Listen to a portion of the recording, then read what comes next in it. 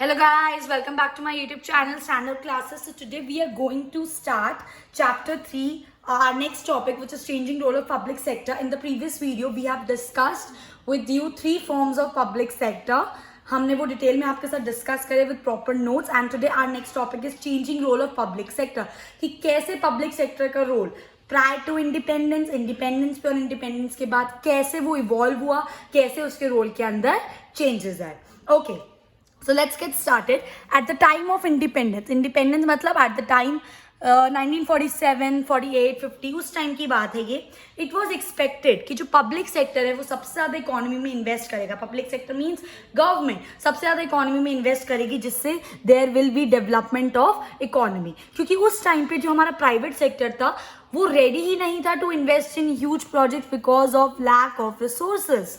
समझ रहे हो मेरी बात? सो as private sector was not ready to invest in any huge project, so public sector initially played a very important role.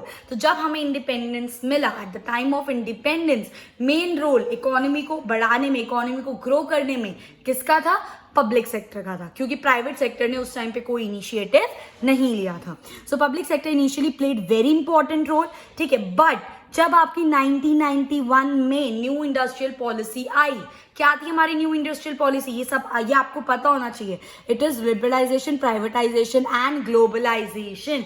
जब आपका एलपीजी आया 1991 में, उस टाइम पर पब्लिक सेक्टर के रोल में एक मेजर चेंज आया.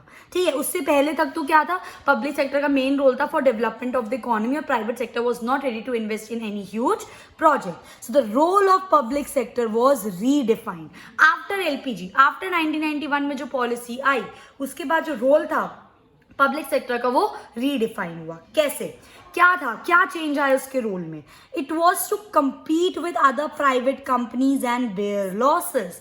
कि मेन मतलब था हम लोगों का कि जब हमारा एलपीजी आया 1991 में, तो public sector was also expected कि अब, क्योंकि प्राइवेटाइजेशन भी आ चुका था, देखो ना, लिबरलाइजेशन, प्राइवेटाइजेशन एंड ग्लोबलाइजेशन. ठीक है, तो आपका प्राइवेटाइजेशन भी आ चुका था, तो अब प्राइवेट ने भी अपना एक एक्टिव पार्टिसिपेट करना स्टार्ट कर दिया था इकोनॉमी में. तब जो पब्लिक सेक्टर है उसका रोल रीडिफाइन हुआ. उसके लिए कॉम्पिटिटर्स आ गए थे मार्केट में. अब उसे एक्चुअली प्राइवेट सेक्टर के साथ compete करना था, और अगर कुछ लॉसेस वगैरह हो तो वो भी बेयर उसको ही करने थे. क्लियर? उससे पहले तो पब्लिक सेक्टर की मोनोपोली चल रही थी, प्राइवेट सेक्टर कुछ था नहीं एज सच. ठीक है, 1991 से पहले सारा काम पब्लिक सेक्टर कर रहा था, तो लॉसेस हो रहे हैं, प्रॉफिट हो रहा है, कोई एसेट चेक करने वाला नहीं था.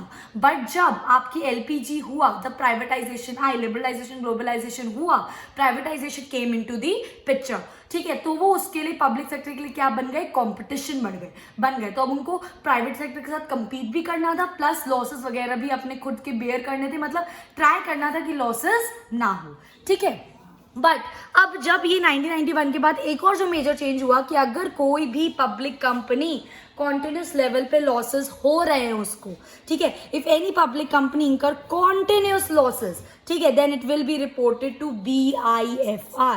ये एक ऑर्गेनाइजेशन है आपकी, कि अगर कोई भी, पहले क्या था 1991 से पहले, अगर कोई प्राइवेट पब्लिक कंपनी लॉसेस में जो आ रही है, कुछ नहीं भाई, चल रहा है, ठीक है, सब सही है. बट जब 1991 एलपीजी आया, जब प्राइवेटाइजेशन आई, जब कंपटीशन बढ़ा पब्लिक सेक्टर के लिए, तो कोई भी जो आपका पब्लिक सेक्टर था, ठीक है, और अगर वो कॉन्टिन्यूस लॉस में जा रहा है, तो उसको किसको रिपोर्ट कर दिया जाता था? BIFR को रिपोर्ट कर दिया जाता था. फिर BIFR उसको चेक करता था कि हाँ एक्चुअली में ये पब्लिक सेक्टर कुछ कर रहा है, नहीं कर रहा है, लॉसेस में जा रहा है, नहीं जा रहा है. और अगर वो ये इन्वेस्टिगेट कर ले कि वो पास्ट काफी टाइम से लॉसेस में जा रहा है, तो फिर वो उसको शट डाउन, बंद करने का ऑर्डर पास कर देता था.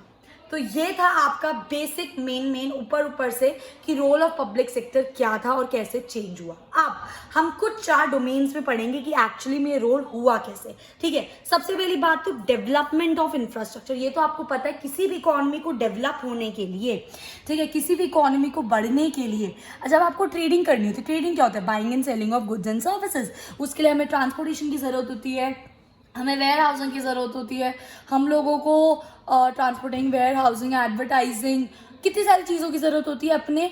बस ये तो नहीं होता ना बाय करा सेल करा काम खत्म, उससे रिलेटेड कितनी सारी एक्टिविटीज़ होती हैं.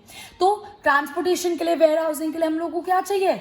इंफ्रास्ट्रक्चर चाहिए, इंफ्रास्ट्रक्चर नहीं होगा तो ट्रांसपोर्टेशन कहाँ से करोगे, वेयर हाउसिंग कहाँ से लाओगे, स्टोर कहाँ से करोगे अपना सामान, एक जगह से दूसरी जगह पे भेजोगे कहाँ से. So infrastructure is very very very important एक इकोनॉमी को डेवलप करने के लिए. 12th में आपका ये पूरा चैप्टर है इंडियन इकोनॉमी में, that is development of infrastructure. वहाँ पे आप उस चीज़ को डिटेल में पढ़ोगे कि इंफ्रास्ट्रक्चर क्यों इतना ज़रूरी है. जिस इकोनॉमी में इंफ्रास्ट्रक्चर नहीं होगा वो आपकी डेवलप नहीं हो सकती. ठीक है. सो development of infra is very important, बहुत ज़्यादा इंपॉर्टेंट है इकोनॉमी के पॉइंट ऑफ व्यू से भी और स्पेशली इंडस्ट्रियलाइजेशन के लिए भी. अगर हमें इंडस्ट्रियलाइजेशन को बढ़ाना है, इंडस्ट्रियलाइजेशन को इंडस्ट्री सेटअप करनी है, बाइंग एंड सेलिंग ज़्यादा करना है, ग्रोथ करनी है अपनी इकोनॉमी की, तो development of infrastructure is very important. But in pre independence period, इसका मतलब क्या, इंडिपेंडेंस से पहले, इन pre independence period infra was not that develop. हो तो है इंडिपेंडेंस से पहले जो अंग्रेज थे कुछ नहीं करा था उन लोगों ने हमारे इंफ्रा को लेकर. वो सिर्फ अपने मतलब के लिए यहाँ पर उन्होंने जो रेलवेज भी स्टार्ट करी थी ना, वो सिर्फ अपने मतलब के लिए स्टार्ट करी थी. उनका ये कुछ नहीं था कि इंडिया का हमें इंफ्रा बेटर करना है, कुछ कर रहे हैं, नहीं. जो भी उन्होंने करा अपने मोटिव के लिए करा. तो इंडिपेंडेंस से पहले तो जो हमारा इंफ्रास्ट्रक्चर था वो बिल्कुल डिग्रेडेड था. So infra was not that developed, due to which, जिसकी वजह से डेवलपमेंट ऑफ इंडस्ट्रियलाइजेशन हमारी ज़्यादा नहीं हो पाई थी. क्योंकि मैं ये सारी बात प्री इंडिपेंडेंस पीरियड की बात कर रही हूँ, इंडिपेंडेंस से पहले. ठीक है. तो क्योंकि हमारा इंफ्रा बहुत अच्छा नहीं था तो जो हमारी इंडस्ट्रियल सेक्टर था वो इतना ज़्यादा डेवलप नहीं कर पाया था. और private sector also did not participated much in this area. Independence से पहले जैसा कि मैंने आपको बताया, प्राइवेट सेक्टर कुछ ज़्यादा इन्वेस्टमेंट नहीं करता था. It was completely the role of the government. सारी रिस्पॉन्सिबिलिटी किसकी थी, गवर्नमेंट की थी इकोनॉमिक ग्रोथ को आगे बढ़ाने की. आई होप ये चीज़ आपको समझ आई है डेवलपमेंट ऑफ इंफ्रास्ट्रक्चर में. ठीक है. तो जो क्योंकि अब सारा रोल किसका था, गवर्नमेंट का था, तो इन्वेस्टमेंट्स गवर्नमेंट ने कहाँ कहाँ करी. ठीक है. ये सारा प्री इंडिपेंडेंस पीरियड की बात है guys. So they have given infra to core sector of the economy. Government ने मेन इंफ्रास्ट्रक्चर किसको प्रोवाइड करने की कोशिश करी, कोर सेक्टर. कोर सेक्टर का मतलब होता है main sector of the economy. Main sector जो कि इंपॉर्टेंट है आपके इकोनॉमी को ग्रो करने के लिए, जैसे कि petroleum, railways, power generation etcetera. तो गवर्नमेंट का मेन मोटिव था कि हाँ पहले इनमें डेवलपमेंट करी जाए, तो इन सेक्टर्स को सफिशिएंट इन्वेस्टमेंट प्रोवाइड करी गई गवर्नमेंट की तरफ से. नेक्स्ट था they provided investment in the area where private did not was not functioning. कुछ ऐसे एरियाज है जहाँ पे प्राइवेट कुछ रोल प्ले कर रही थी, बट जो ऐसे एरियाज जहाँ पे प्राइवेट बिल्कुल कोई अपना रोल प्ले नहीं कर रही थी, उस एरिया में भी इन्वेस्टमेंट किसने प्रोवाइड करी, गवर्नमेंट ने प्रोवाइड करी. दैट मीन्स पब्लिक सेक्टर ने प्रोवाइड करी. Similarly give direction to the future investment, क्योंकि उनको ही इन्वेस्ट करना था तो एक तरीके से वो प्रिपेयर करके चलते थे कि फ्यूचर में हमें कहाँ इन्वेस्ट करना है, कैसे इन्वेस्ट करना है.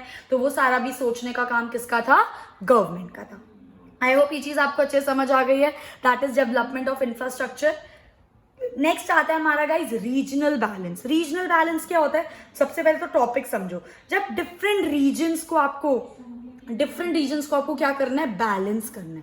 ठीक है. किन टर्म्स में बैलेंस करना है यार, इनकम के टर्म्स में बैलेंस करना है, डेवलपमेंट के टर्म्स में बैलेंस करना है. ये नहीं कि एक एरिया में तो बहुत रिच और पोर्श एरिया है, बहुत अच्छे लोग रहते हैं, बहुत अमीर है, और बाकी एरिया बिल्कुल डिग्रेडेड, डेवलप्ड नहीं है.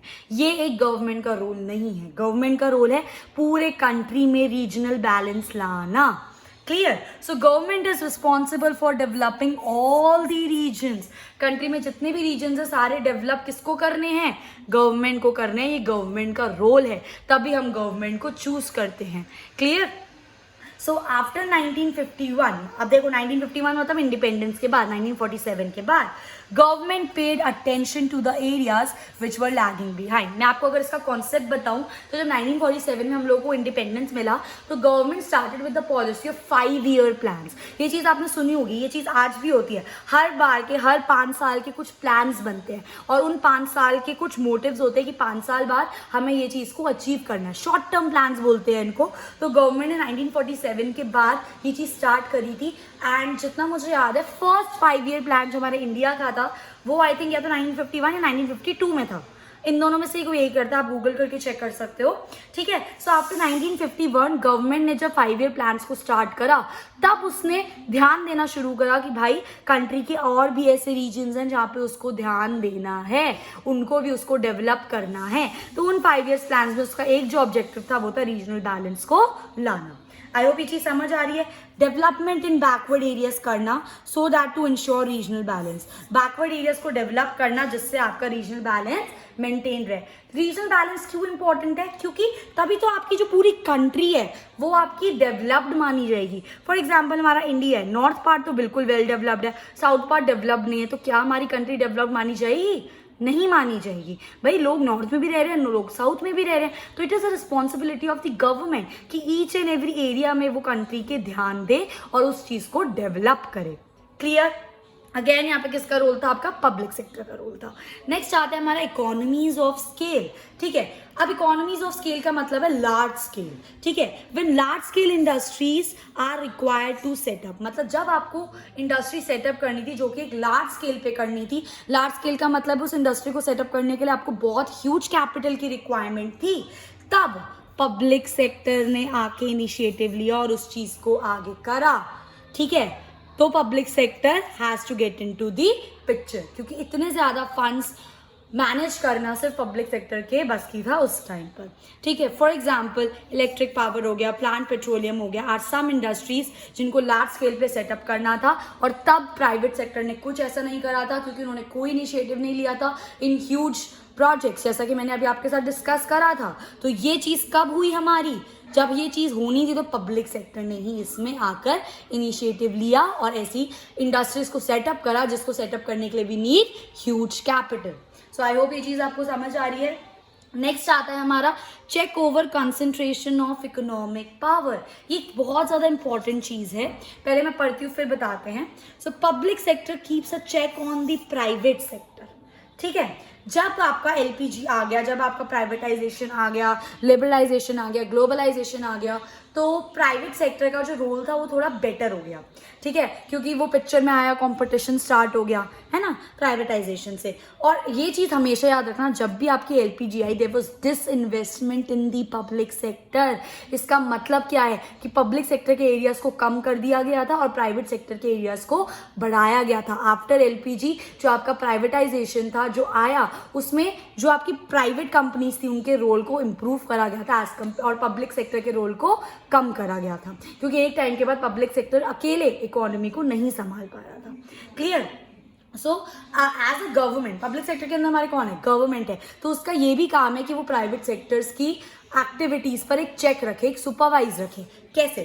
ठीक है, in private sector there are very few industries, बहुत कम इंडस्ट्रीज है हमारे प्राइवेट सेक्टर में जो ह्यूज बिजनेस में इन्वेस्ट करेंगी, ठीक है। देखो, एक तो पहली बहुत कम इंडस्ट्री है और जब वो इन्वेस्ट कर रही हैं तो जो भी बेनिफिट आ रहा है ना उसका इन्वेस्ट करने के बाद, वो कुछ ही उसके अंदर रह रहा है, वो कुछ ही हैंड्स के अंदर रह रहा है, मतलब वो उस बेनिफिट्स को सोसाइटी के लिए यूज नहीं कर रहे हैं, ठीक है।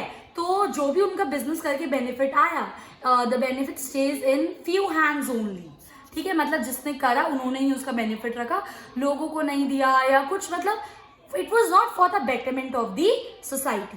So this give rise to the inequality of income. खुद सोचो, अब जो आपका प्राइवेट सेक्टर है, ठीक है, अब वो बहुत अच्छा काम कर रहा है, उसने एक बहुत अच्छा प्लान स्टार्ट कर रहा है, अब कुछ लोग तो बहुत रिच होते जा रहे हैं और बाकी के लोग, जिसकी वजह से बहुत ज़्यादा इनइक्वालिटी ऑफ इनकम आ रही थी, इसकी वजह से पब्लिक सेक्टर को इसके अंदर इंटरवीन करना पड़ा, इंटरफेयर करना पड़ा। आई मेरी बात समझ? तो अगेन चेक करना, चेक करने का मतलब क्या हो गया आपका कि इकोनॉमिक पावर, मतलब प्राइवेट सेक्टर पे एक चेक रखना कि कहीं ऐसा ना हो हम तो यहाँ पे रीजनल बैलेंस लाने की कोशिश कर रहे हैं और प्राइवेट सेक्टर इनइक्वालिटी इंक्रीज कर रहा है, तो वो चीज़ भी नहीं होनी चाहिए। सो आई होप ये चीज़ आपको समझ आ रही है। नेक्स्ट हमारा टॉपिक आता है इम्पोर्ट सब्स्टिट्यूशन, जिसके अंदर अगेन पब्लिक सेक्टर ने बहुत इंपॉर्टेंट रोल प्ले करा। कैसे? देखो, अगर हमें कुछ बाहर से इंपोर्ट करना है, इंपोर्ट का मतलब क्या होता है? बाहर से सामान मंगवाना, और एक्सपोर्ट का मतलब क्या होता है? इंडिया से बाहर सामान भेजना, ठीक है। तो अगर हमें इंपोर्ट करना है बाहर से तो हमें क्या चाहिए? फॉरेन एक्सचेंज चाहिए।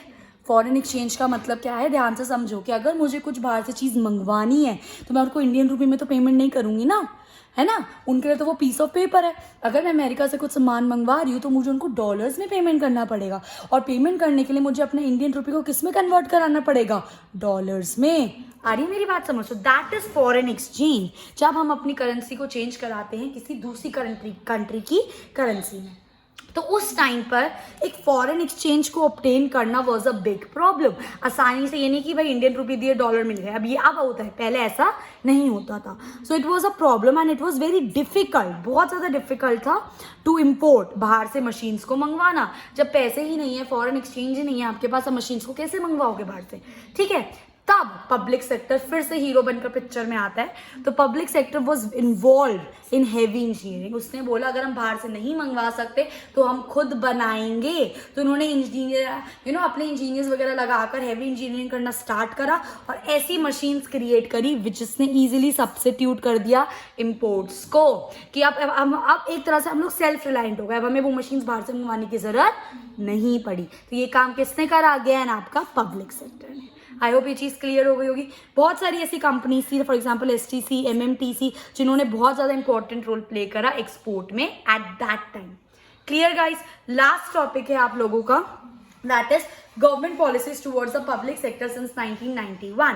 1991 में हमारी LPG आ गया था, और मैंने आपको क्या बताया, 1991 में जो प्राइवेट का रोल था वो बढ़ गया था और जो पब्लिक सेक्टर का रोल था वो कम हो गया था इन कंपैरिजन। ठीक है, so government of India has introduce 4 major reforms. 1991 में गवर्नमेंट ने 4 पॉलिसीज इंट्रोड्यूस करी। पहली होती है हमारी रिकंस्ट्रक्शन पोटेंशियल वाइबल PSU। ठीक है, बेसिकली है क्या, रिकंस्ट्रक्ट करना आपके पब्लिक सेक्टर अंडरटेकिंग्स को। ठीक है, PSU को फिर से रिकंस्ट्रक्ट करना, क्लोज डाउन करना उन PSUs को जो आपका सर्वाइव नहीं कर पा रहे हैं। ठीक है, bring down equity in all non strategic PSU, equity लाना, सारे आपके जितने भी सेक्टर्स हैं पब्लिक सेक्टर के, जितने भी अंडरटेकिंग उनके अंदर इक्विटी लाना, and fully protect interest of the workers. At the same time workers के इंटरेस्ट को भी प्रोटेक्ट करना। ये 4 जो पॉलिसीज है, I will be discussing with you in detail in my next video. Okay guys, so in my next video I continue with this chapter and I hope ये चीज़ आपके लिए बेनिफिशियल रही होगी। If you like my video please do like, share and subscribe, and thanks for watching.